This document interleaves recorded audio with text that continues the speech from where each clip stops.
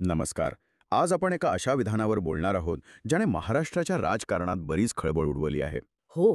ठाकरे गटाचे संपर्क प्रमुख आहेत विनोद घोसाळकर. अह, त्यांनी सकाळ संवादमध्ये एक खूप मोठा दावा केलाय. अगदी. त्यांचं म्हणणं आहे की बाळासाहेब ठाकरे यांच्या निधनानंतर लगेचच भाजप आणि राष्ट्रीय स्वयंसेवक संघ म्हणजे RSS यांनी शिवसेना संपवण्यासाठी एक कट रचला होता. हे ऐकायलाच धक्कादायक आहे नाही का? म्हणजे एका प्रमुख राजकीय पक्षाचा नेता थेट सत्ताधारी पक्ष आणि RSSवर एवढा गंभीर आरोप करतोय. बरोबर. तर आज आपण काय करणार आहोत? घोसाळकरांचे हे आरोप नेमके काय आहेत? त्यांनी काय तपशील दिलाय? आणि ह्यामागे काय राजकीय गणितं असू शकतात? हे आपल्याकडे जी माहिती आहे त्या आधारे जरा समजून घेऊया. आणि हे सगळं आपण तटस्थपणे बघणार आहोत. हं. म्हणजे आपला उद्देश हा फक्त माहिती देणं आणि त्याचं विश्लेषण करणं आहे, कोणत्याही एका बाजूला झुकणं नाही. नक्कीच. तर मग सुरुवात करूया त्या मूळ दाव्यापासून. घोसाळकर म्हणतात की हे सगळं कधी आणि कसं घडलं. त्यांच्या म्हणण्यानुसार बाळासाहेबांचं निधन झालं आणि त्यानंतर लगेचच दिल्लीत एक बैठक झाली. हो, भाजप आणि RSSच्या नेत्यांची, असं ते म्हणतात. आणि त्या बैठकीत काय ठरलं याबद्दलही त्यांनी स्पष्ट सांगितलंय. काय म्हणाले ते?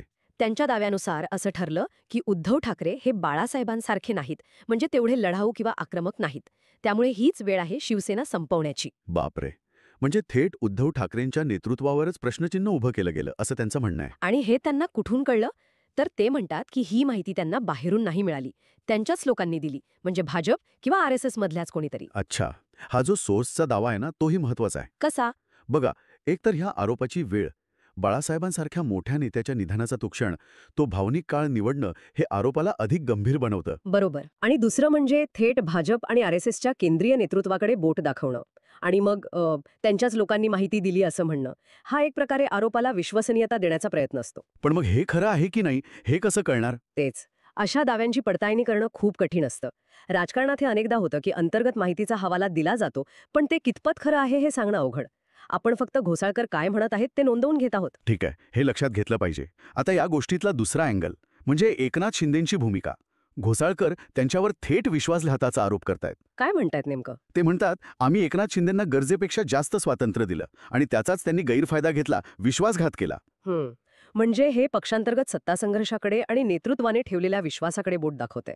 घोसाळकरांच्या म्हणण्यानुसार शिंदेंच्या बंडामागे फक्त त्यांची महत्वाकांक्षा नव्हती, तर त्यांना जे स्वातंत्र्य मिळालं त्याचाही वाटा होता. याचा अर्थ असा होतो का की नेतृत्वाला अंदाज आला नाही? तसा अर्थ लावला जाऊ शकतो, किंवा ठेवलेला विश्वास चुकीचा ठरला असंही म्हणता येईल. हे कुठल्याही पक्षाच्या नेतृत्वासाठी खरं तर आत्मपरीक्षणाचा विषय असतो. आणि याच मुद्द्याला जोडून ते युतीच्या इतिहासावर पण बोलतात. ते म्हणतात, भाजपसोबत जुळवून घेण्याचा प्रश्नच नव्हता, कारण भाजपनेच 2017 मध्ये युती तोडली होती. हा महत्वाचा मुद्दा आहे. म्हणजे 2014 नंतर जे शिवसेना भाजप संबंध बदलले त्यावर हे भाष्य आहे. केंद्रात राज्यात एकत्र सत्तेत असूनही तणाव होताच. हो, तो वाढतच गेला होता. अगदी. विशेषतः 2017ची मुंबई महापालिका निवडणूक, तेव्हा तर संबंध अगदी टोकाला गेलेले. घोसाळकर त्याच घटनेचा संदर्भ देऊन युती तुटण्याची जबाबदारी भाजपवर टाकत आहेत. त्यांच्या पक्षाची बाजू मांडतायत ते. पण त्याच वेळी ते हेही सांगतात की शिवसेना तेव्हा काही कमजोर नव्हती. उद्धव ठाकरेंच्या नेतृत्वात 53 आमदार होते. मुंबई पालिकेत 100च्या वर नगरसेवक होते. हो, हा आकडा महत्वाचा आहे. त्यामुळे भाजपलाच तडजोड करावी लागली होती, असं त्यांचं म्हणणं आहे. म्हणजे एक प्रकारे ते उद्धव ठाकरेंचं नेतृत्व यशस्वी होतं हे दाखवू पाहतायत. अगदी. हे महाराष्ट्रातल्या सत्ता संतुलनाच्या पार्श्वभूमीवर बघायला हवं. 2014 नंतर भाजपची ताकद वाढली हे खरंय. मुख्यमंत्रीपदावर त्यांनी दावा केला. पण शिवसेनाही आपली जागा टिकवून होती. घोसाळकर हेच सांगतायत की शिवसेनेच्या ताकदीमुळेच भाजपाला जुळवून घ्यावं लागलं होतं. म्हणजे 2019च्या मुख्यमंत्रीपदाच्या वादाचीही पार्श्वभूमी तयार करण्याचा प्रयत्न दिसतोय. बरोबर. आता तिसरा मुद्दा. घोसाळकरांच्या मते भाजपचा हेतू काय होता शिवसेना संपवण्यामागे? त्यांचं म्हणणं आहे की भाजपला हिंदू मतांची विभागणी नकोय, म्हणून ते शिवसेना संपवायला निघालेत. हा खूपच मोठा राजकीय आरोप आहे. म्हणजे हिंदुत्वाच्या मुद्द्यावरून भाजपाला स्पर्धाच नकोय असं त्यांचं म्हणणं आहे. म्हणजे बाळासाहेबांनी जी शिवसेना उभी केली ती त्यांना हिंदुत्वाच्या राजकारणातला अडथळा वाटत होती. घोसाळकरांच्या म्हणण्यानुसार हो, त्यामुळे ही फक्त सत्तेची लढाई नाहीये, तर हिंदुत्वाचा वारसा कोणाकडे यावरून सुरू असलेली अस्तित्वाची लढाई आहे, असं चित्र ते उभं करत आहेत. आणि यात त्यांनी थेट देशाच्या टॉप लिडरशिपला ओढलाय. ते म्हणतात की एकनाथ शिंदेना जो काही पाठिंबा मिळाला तो थेट पंतप्रधान मोदी आणि गृहमंत्री अमित शहा यांच्या आदेशाने मिळाला. बापरे, हा तर खूपच मोठा दावा झाला. म्हणजे हे फक्त महाराष्ट्रापुरतं मर्यादित नाही, तर राष्ट्रीय नेतृत्वाने हस्तक्षेप करून पक्ष फोडला असा थेट आरोप आहे हा. याचा अर्थ शिवसेनेतली फूट ही फक्त काही आमदारांची नाराजी नव्हती, तर त्यामागे एक मोठी राष्ट्रीय योजना होती, असं ते म्हणू पाहतायत. हो.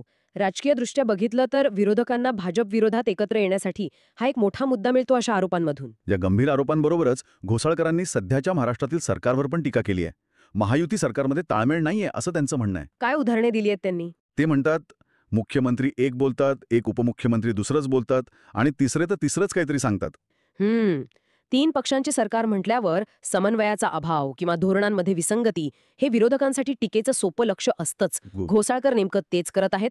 यातून सरकारमध्ये गोंधळ आहे, प्रशासन ठप्प आहे असं चित्र उभं करण्याचा प्रयत्न असतो. आणि त्यांनी देवेंद्र फडणवीसांना पण सोडलं नाहीये. ते म्हणतात फडणवीस स्वतःच क्लीन चिट वाटत फिरतात, ते काय न्यायालय आहेत का? अच्छा, म्हणजे ज्या प्रकरणांची चौकशी सुरू आहे हो. त्यावर राजकीय नेत्यांनी निकाल देण्यावर त्यांचा आक्षेप आहे. बरोबर. हा मुद्दा तसा महत्वाचा आहे, कारण जेव्हा तपास यंत्रणा किंवा न्यायालय काम करते तेव्हा राजकीय नेत्यांनी निष्कर्ष काढणं टाळावं असे संकेत असतात. नाहीतर लोकांच्या मनात प्रक्रियेच्या निष्पक्षतेबद्दल शंका येऊ शकते. घोसाळकर याच मुद्द्यावरून सरकारला आणि विशेषतः गृहमंत्री म्हणून फडणवीसांना टार्गेट करत आहेत. आणि एक अत्यंत स्फोटक आरोप आहे कायदा सुव्यवस्थेबद्दल. ते म्हणतायत की शिंदे सरकारने गुंडांना तुरुंगातून बाहेर काढलं आणि आता तेच गुंड राज्यात मोकाट फिरून धिंगाणा घालत आहेत. अरे देवा, हा तर खूपच गंभीर आरोप आहे. कायदा आणि सुव्यवस्था ही कुठल्याही सरकारची पहिली जबाबदारी असते. हो ना? आणि गुन्हेगारी पार्श्वभूमीच्या लोकांना राजकीय आश्रय मिळतोय किंवा त्यांना मोकळीक दिली जातीये असा आरोप थेट सरकारच्या हेतूवर आणि क्षमतेवर प्रश्न उभा करतो.